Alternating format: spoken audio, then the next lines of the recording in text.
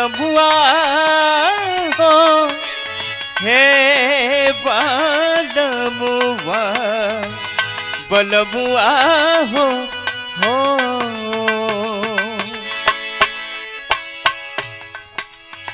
सजिया पे रोजे रोजे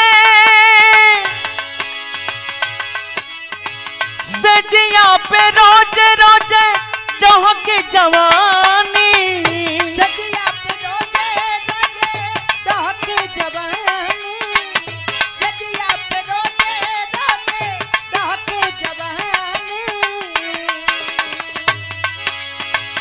सजिया पे रोजे रोजे डहके जवानी देवाना बुझे ना परेशानी ये राजा जी रउआ लोधिया ना रहतानी ए राजा जी हो रउआ लोधिया ना रहतानी राजा जी रउआ लुधियाना रहतानी हे राजा जी रउआ लुधियाना रहतानी तनिता कना तनिता का ओहो तनिता कना अंगनवा अजोर हो गए वाह वाह तनिता कना अंगनवा अजोर हो गए छोड़ा छोड़ा कलैया सैया भोर हो गए छोड़ा छोड़ा कलैया सैया भोर हो गई छोड़ा छोड़ा कलैया सैया भोर हो गई तनिता कना ताका ताका तनिता कना ताकना तनिता कना ताका ताका तनिता कना अंगनवा अजुर हो गए तनिता कना अंगनवा अजोर हो गए छोड़ा छोड़ा कलैया सैया भोर हो गए छोड़ा छोड़ा कलैया सैया भोर हो गई छोड़ा छोड़ा कलैया सैया भोर हो गई चिड़ई चुरून भोले भैल भोर हरिया चिड़ई चुरुंगर बोले भाई भोर हरिया हमारा के पूछा सैया तनिका भीतरिया रात बूढ़ा सैया अनिता पितरिया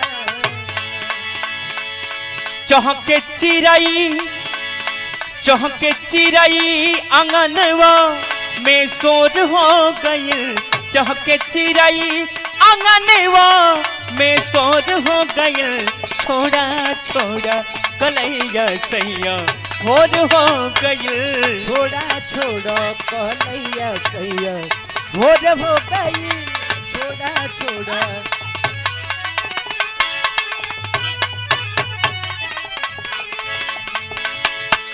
कि सोना जैसन राहली हर बदनिया हमारी रानी हो कि सोना जैसन राहली हर बदनिया हमारी रानी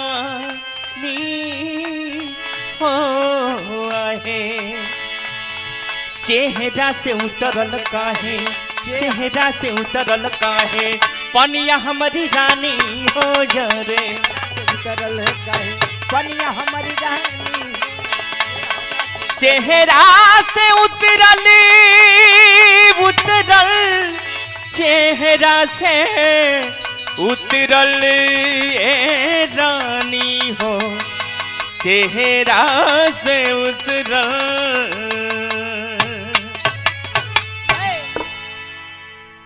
बहुत बहुत साधुवाद सौरभ सम्राट को हमारे कई लोग कहें कि सर इंतजाम रहे कि ऐसे क्रांतिकारियों को पैदा करिए कि आने वाली समय में आपकी विचारधारा रुकनी नहीं चाहिए।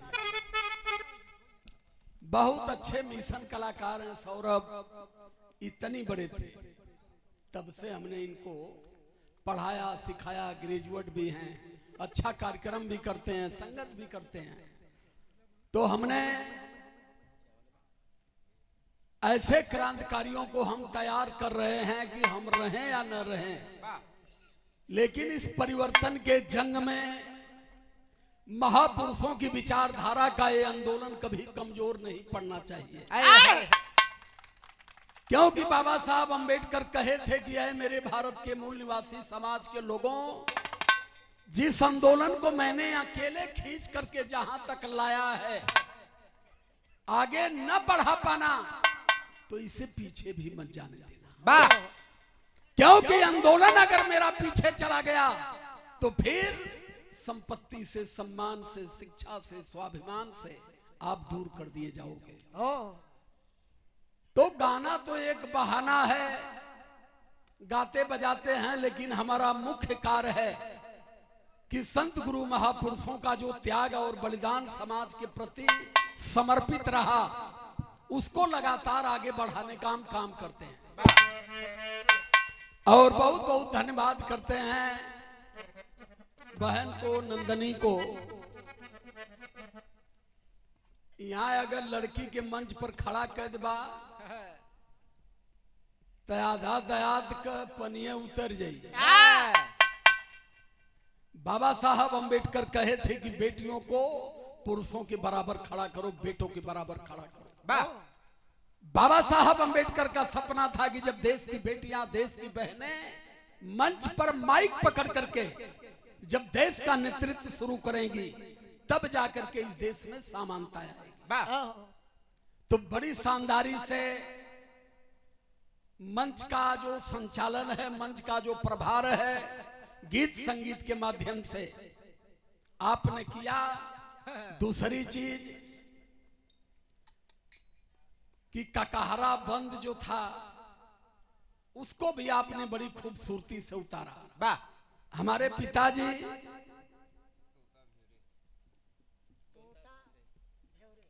तोता भेवरे से 100 रुपए सम्मान करते हैं। बहुत बहुत साधुवाद हो। हमारे पिताजी से बुल्लू गुरु से बहुत पटती थी। बुल्लू गुरु के संपर्क में हम आए सन 84 में, बच्चे थे। और संपर्क में जब आए तो स्थिति ये हो गई, जीवन का वो सुनहरा पल आज भी हमें ध्यान में है कि अब तो बारात जाते सजवा भाग चलते हो। पहले बारात जात रात भर रुके, दोपहर में भी रुके। तो दोपहर में हमारे आजमगढ़ में एक बिलरियागंज थाना है, दीवारा क्षेत्र है, वहां बुल्लू गुरु जी के साथ रात में हम गाए और दिन में बुल्लू गुरु जी आ गए। तो हमने उनके सामने गाने का हमें अवसर मिला और हमने उनके चरणों का वंदन किया। उस समय जो चीज इन्होंने गाया है, इसकी बड़ी मार्केट थी। अधड़, पिंगल, रसना गहन, यह कुछ चलबे करे। हाई तब कांड सांड कम चले।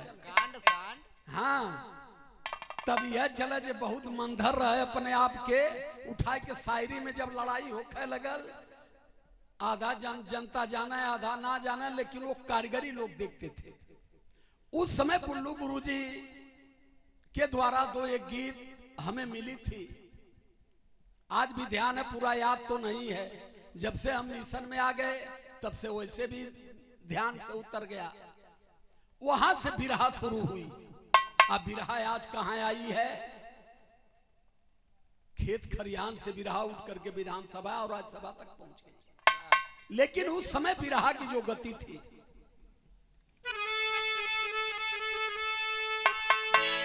वो समय एक थे अधड़ मिलल हमके।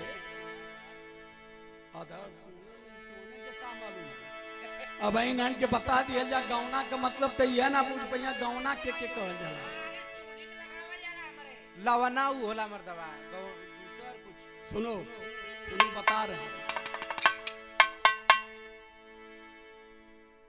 बुल्लू गुरु रसना गहन दिए थे, मुँह में पानी लेके पूरा गाय था, आ गाय के फिर पानी उगिल था। लेकिन अधड़ उस समय की एक लाइन हमें ध्यान है, अधड़ उर्दू में, अधड़ इंग्लिश में, अधड़ हिंदी में। अब तो भुलाए गए, लेकिन कुछ वानगी हो हम बता देते हैं। और वो जब इस बहन को हमने देखा तब ध्यान आया। एक बार बनारस में कार्यक्रम था रैदास पूजा को, तब इन्होंने गाया था, तब ध्यान आया हमको। तब तनिषा हम देखी प्रयास करत है।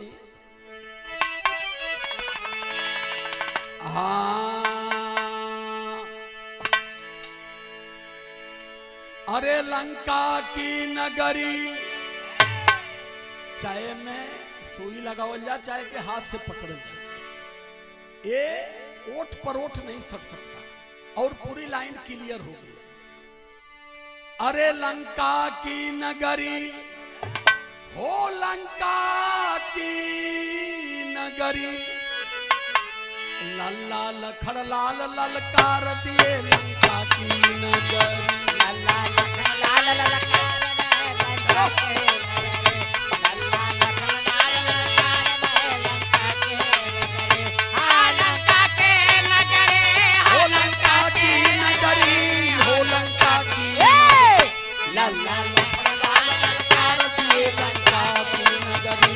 लल्ला लखड़ लाल ललकार दिए लंका की। जोखन कभी दुई पैना मरले रहा, एक ठे शायरी सिखावत रहा के अंग्रेजी में। कहला जब हर तरह से परिपूर्ण ना रहा तो गईबा का है, तो वो सिखा रहे थे। आथर हियर हैंड से खींची है सतरिया, काला से कारीगरिया।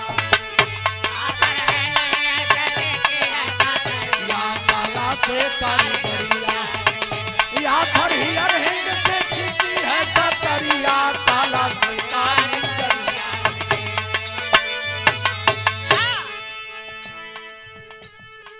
यक्ष करे आथर हीटर जो अगर रहे सज्ञानी, अगर रहे सज्ञानी। यक्ष करे आथर हियर अगर रहे सज्ञानी। सज्ञानी का रहा रिलेक्शन हैंड कला से छानी। छानी टेंस टेंस रसी एजेंट की अधिकारिया, कला से कारीगरिया। छानी टेंस टेंस रसी एजेंट की अधिकारिया, कला से कारीगरिया।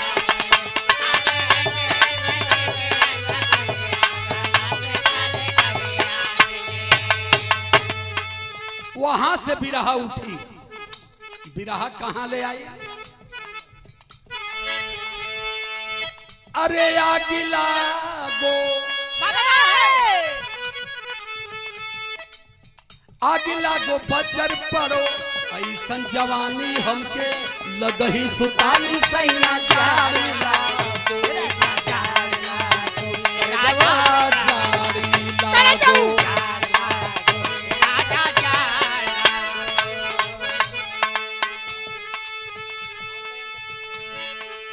कौनो मेहरारू का मनसेदू पहलवान रहा, कोई पहलवनिया में गौना हो गया, तो ओकर गुरु समझौला कि तनी बेटा बच खोज के रही है, तो वो खाए ले, ओकर बाद टूबेल धैले मोटर गोरे।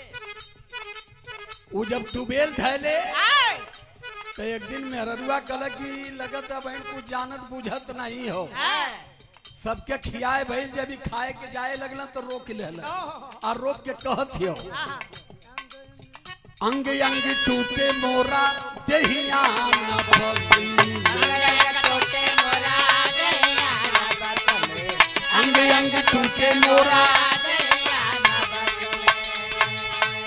हरिया कवारी सैया तो सिले रस में। सैया डूब जाई रात में।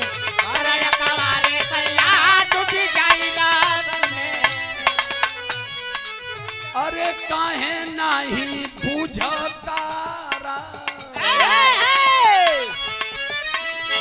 काहे नहीं बूझा तारा मोरी परेशानी हमके लगही सुताना सैया चार लाख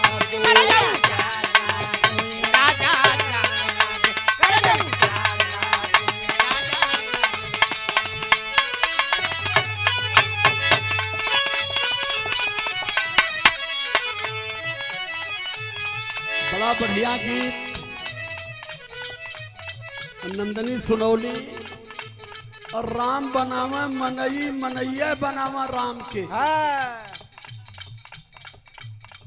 जौन गौले रह वो ऊपर मुकदमा हुआ वाला रह कुल कहा कि जब राम बनावा मनई मनैया बनौला राम के तो दशरथ के आयाज के बनौला। एक मतलब कि रामो के केहू बाप रहो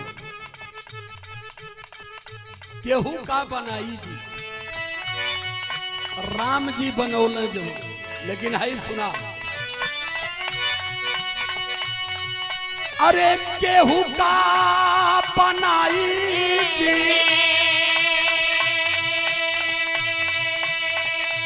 अरे केहू का बनाई जी केहू का बनाई भीम जी बनौला हो जवन भीम जी बनौला हो जवन केहू का बनाई जी भीम जी बनौला हो जवन केहू का बनाई साहब जे बनवले केहू का बनाई भीम जे बनवले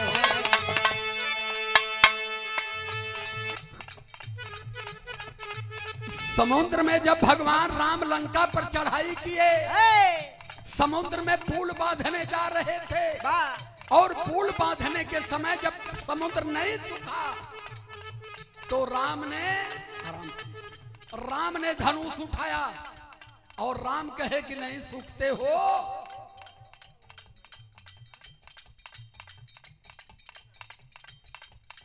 नहीं सूखते हो तो ऐसा अग्नि बाण मारूंगा कि पत्थर बन जाओगे।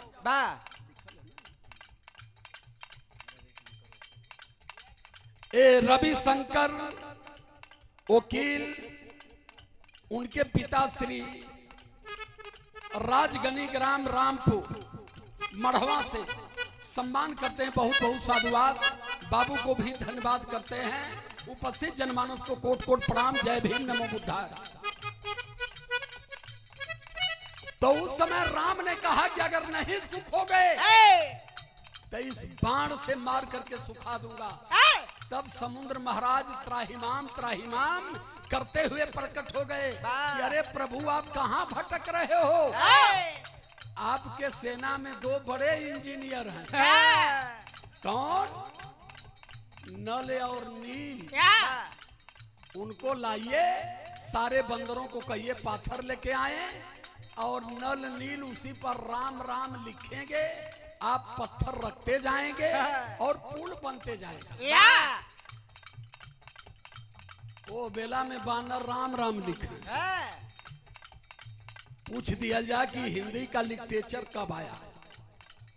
इनके हिसाब से राम 8 लाख साल पहले पैदा हुए। युग के हिसाब से 8 लाख साल पहले अगर राम पैदा हुए तो हिंदी का लिटरेचर 17वीं सदी में आया। अगर उस समय बंदर राम राम लिख रहे थे तो आज बंदर के मुख्यमंत्री प्रधानमंत्री होए के चाहिए, डॉक्टर इंजीनियर होए के चाहिए। करत गाँव खाली पीछे गुर्देल खाते कहा सोच को लेकर के चले गए। पुल बंध गया लेकिन राम समुद्र से कहे कि अब ये बाण मैं किधर चलाऊं। मैंने जो अपने तमंचा पर बाण चला दिया ये बाण मेरा वापस नहीं जाता। तो समुद्र महाराज कहे उत्तर दिशा में अही समाज के लोग रहते। अही माने अहीर। देवताओं ने क्या दिया है जिसको ढो रहे हो। अब सुनाना शुरू किया हूं, सुनिए प्रेम से। अही रहते हैं। अहियों ने अपने भैंसों को मेरे अंदर डालते हैं। जब मुझे स्पर्श करते हैं तो मैं अछूत हो जाता हूं। अरे मर्यादा पुरुषोत्तम भगवान राम आप इस बाण को उत्तर दिशा में चला दो, अहियों का नाश कर दो। तब राम ने बाण चला दिया और उस उत्तर दिशा में रहने वाले नागवंशी यादव समाज जितना रहते थे एकदम मरुस्थल हो गया, खत्म हो गए एक तरफा। ये तो राम की कहानी हो गई। रामायण में लिखा है, क्या रामायण पढ़ते हैं, रामचरितमानस में लिखा हुआ है। अगर गीता काल में जाते हैं तो हमारे भगवान कन्हैया हो गए, और हमारे भगवान कन्हैया ने नागर मुथे से 56 करोड़ जदुवंशियों का नाश किया। जब गीता में लिखा हुआ तो बोलने में क्या बीमारी है। जब हमने अध्ययन किया उनके ऊपर, तो द्रौपदी जब नंगी की जा रही थी तो हर हर हर हर साड़ी बन आया। हिरण जब जंगल में नहाए तो उन्होंने सड़िया चोरा। जानते हैं कि नहीं जानते हैं? उससे ज्यादा अगर हमने अध्ययन किया तो एक गरीब ब्राह्मण सुदामा को घर द्वार खेती बाड़ी सब कुछ उन्होंने दे दिया। यादवों को क्या दिए? हम कहते कि बाप तुहार संपत्ति दूसरे के दे दिया, कबले बाप कहा ना कि मारा सारे के तो कुल संपत्तियां नाजायज के दे दे। लेकिन आप महान लोग हो, दिमाग से भोले हो, सोचने समझने तर्क की क्षमता कम है। और यही कारण है कि 52% भारत में हम हैं। 52% का मतलब कि आधी भारत की आधी आबादी ओबीसी है। अगर ईमानदारी से आप अपने अधिकार को तलाश लिए होते तो आज हर जिले का दूसरा डीएम ओबीसी का होता, हर दूसरा जज कोर्ट का ओबीसी का होता, हर थाने का दूसरा दरोगा ओबीसी का होता, हर दूसरा सरकारी डॉक्टर ओबीसी का होता। लेकिन दूर दूर तक पता नहीं है कहाँ है। बजरंग दल में, आरएसएस में, विश्व हिंदू परिषद में ये बता कि धर्म बचाना जरूरी है। तो सवाल इस बात का है, तो लाइन हमारी कहती है,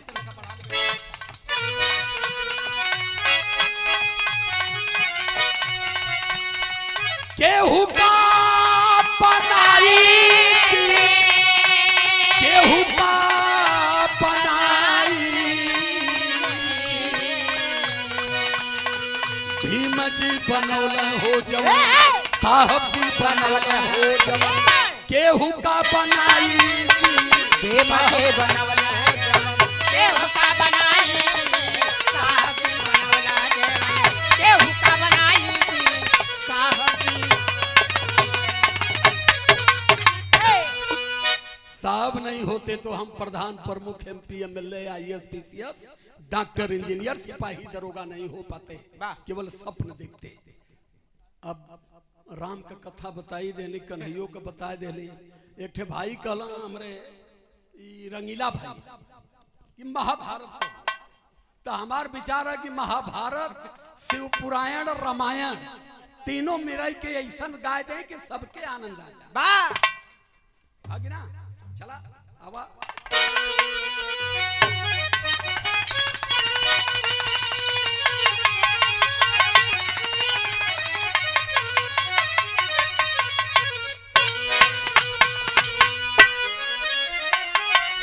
लेकिन रंगीला भैया फर्क यह हो कि हम दिला दिमाग दोनों खोल के गाई, हम बंद करके कुछ न गाई तो न कुछ समाज के बताई। हम सारे ग्रंथों का सम्मान करते हैं, सारे देवी देवताओं का सम्मान करते हैं, लेकिन ग्रंथ की बात जो है साफ साफ आपके बीच में हम बता रहे हैं। जितना समझ में आई एक्सेप्ट करिया, जो न समझ में आई ओके फेंक दिया।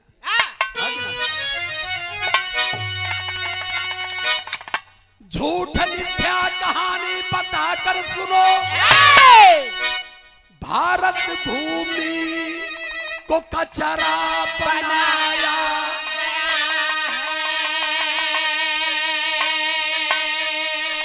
जाति धर्म कर्म कांडों के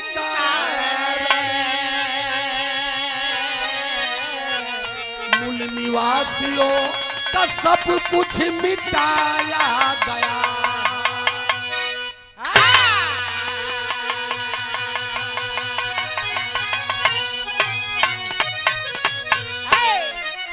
वेद गीता रामायण की रचना हुई, असुर मुनि निवासी है मेरे कहें सूरज भान, जागो भारत के लोगों, ये छलिया विदेशी मूर्त है बनाए।